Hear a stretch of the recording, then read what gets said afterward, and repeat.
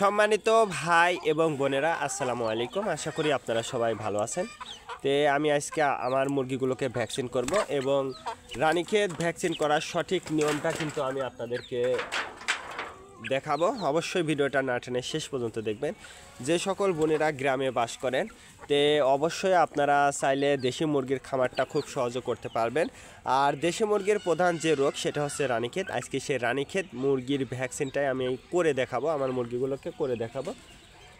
Ranikhet vaccine করার নিয়ম হচ্ছে ঠান্ডা থাকা লাগবে। আমরা যেমন কৃমিনাশক ওষুধটা খাই, কিন্তু শীতের সময় অর্থাৎ শীত যখন একটা আবহাওয়া আসে তখন কিন্তু আমরা কৃমির ওষুধটা খাই। সেই রকমইভাবে আমরা এই ভ্যাকসিনটাও করব এই ঠান্ডা একটা অনুভব হওয়ার পরে। সেক্ষেত্রে ইনশাল্লাহ এই টাইমটা আমি মনে করি বেটার। ভ্যাকসিন করতে হলে অবশ্যই আপনাকে কিছু নিয়ম মানতে হবে। সেটা সর্বপ্রথম সেটা হচ্ছে আপনাকে অবশ্যই গরম পানিটা আপনারা ভ্যাকসিন করতে হলে অবশ্যই দুটা টাইমে ভ্যাকসিন করবেন, এক সকালে অথবা বিকেলে বা রাতে। রাতে আপনাকে করা লাগবে, তার কারণ আপনি যদি ছেড়ে দিয়ে মুরগি পালন করেন তাহলে রাতে, আর যদি আপনি খাঁচাতে মুরগিটা করেন তাহলে কিন্তু আপনাকে যে কোনো সময় অর্থাৎ ঠান্ডা আবহাওয়াটা হইলে আপনি ভ্যাকসিনটা করতে পারবেন, ইনশাল্লাহ কোনো ধরনের সমস্যা হবে না।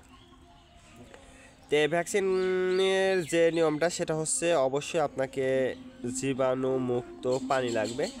জীবাণুমুক্ত পানি দিয়েই কিন্তু আপনাকে ভ্যাকসিনটা দিতে হবে আর কি। তার কারণ জীবাণুমুক্ত করে যদি আপনি ভ্যাকসিনটা করতে পারেন তাহলে ইনশাল্লাহ ভ্যাকসিনটা কার্যকর হবে। সর্বপ্রথম যে কাজটা করতে হবে সেটা হচ্ছে অবশ্যই আপনাকে গরম পানি করে ফুটায়া অর্থাৎ জীবাণুটা মুক্ত করতে হবে। আর আপনারা যদি চান যে যে কোনো কোম্পানির আপনারা ওষুধটা কিন্তু অর্থাৎ পানিটা কিন্তু কিনতে পারেন। আর রানীক্ষেত ভ্যাকসিন কিন্তু এখন বিভিন্ন কোম্পানি বিভিন্নভাবে কিন্তু ওষুধটা তৈরি করছে, আপনারা চাইলে সেটাও কিন্তু ব্যবহার করতে পারেন। আমি কিন্তু সরকারি ওষুধটা ব্যবহার করছি, আমি দেখাবো আপনাদেরকে। সরকারি আপনারা চাইলে অবশ্যই গরম পানি নিজেও করতে পারেন। আর একটা বিষয় মনে রাখবেন, অবশ্যই গরম পানি একদম ফোটানো পানির মধ্যে কিন্তু বা গরম রয়েছে এই রকম পানিতে কখনোই ভ্যাকসিনটা ছাড়বেন না। অবশ্যই পানিটা ঠান্ডা করে নিতে হবে। আপনি পানিটা ঠান্ডা করে তারপরে কিন্তু আপনি ওষুধ গুলাতে হবে। আর ঠান্ডা পানিতে করে তারপর ওষুধ গুলানোর পরে এই যে আমি আর হাতে যে সরকারি ওষুধটা, এই ওষুধটাই কিন্তু আমি আমার মুরগিকে দিচ্ছি। এই ওষুধটাই আসলে ভ্যাকসিন। এটা আপনি সরকারি হাসপাতাল থেকে পেয়ে যাবেন, ইনশাল্লাহ কোনো ধরনের সমস্যা হবে না। এই যে এইটা এটা আপনি সঠিক নিয়মে যদি দিতে পারেন তাহলে কিন্তু আপনার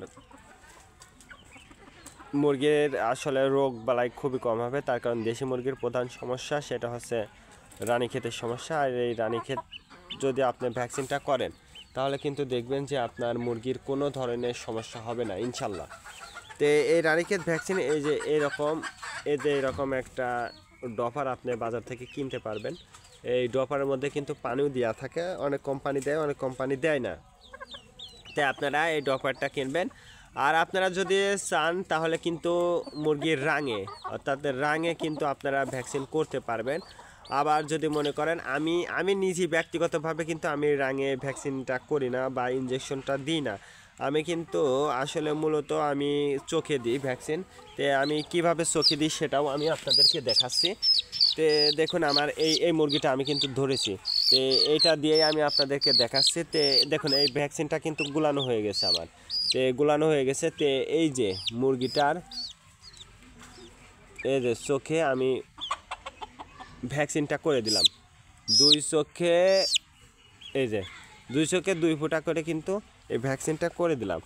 আর এই যে আমার হাতে যে ওষুধটা দেখছেন এটা কিন্তু 100 মুরগির ডোজ, 100টা মুরগির জন্য কিন্তু এই একটা ভ্যাকসিন।